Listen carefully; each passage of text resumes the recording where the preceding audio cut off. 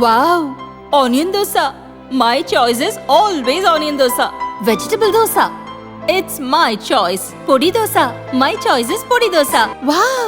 Masala dosa.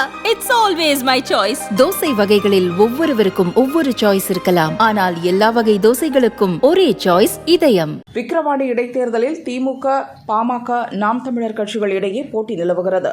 பிரதான எதிர்க்கட்சியான அதிமுக அதன் கூட்டணி கட்சியான தேமுதிக போட்டியிலிருந்து விலகிவிட்டது. விக்கிரவாண்டியில் பெரும்பான்மையாக உள்ள வன்னியர் சமுதாய வேட்பாளர்களையே திமுக, பாமக, நாதக கட்சிகள் நிறுத்தியுள்ளன. இதனால் ஓட்டுகள் சிதறும் வாய்ப்பு உள்ளது. திமுகவுக்கு எதிரான ஓட்டுகள் பாமகவுக்கு செல்லக்கூடும்.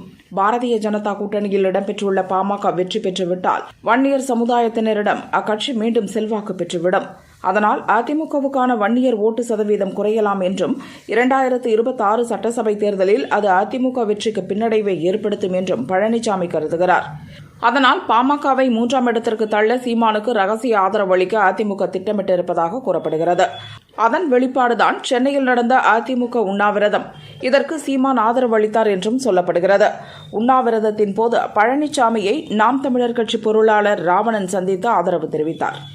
சீமான் அறிவுறுத்தலின்படியே இது நடந்ததாக அதிமுக வட்டாரம் கூறுகிறது. இந்த நிகழ்வுகளுக்கு பின் விக்கிரவாண்டி இடைத்தேர்தல் களத்தில் பல இடங்களில் நாம் தமிழர் கட்சியினரோடு அதிமுகவினரும் சேர்ந்து தேர்தல் வேலைகளில் ஈடுபட்டு வருகின்றனர்.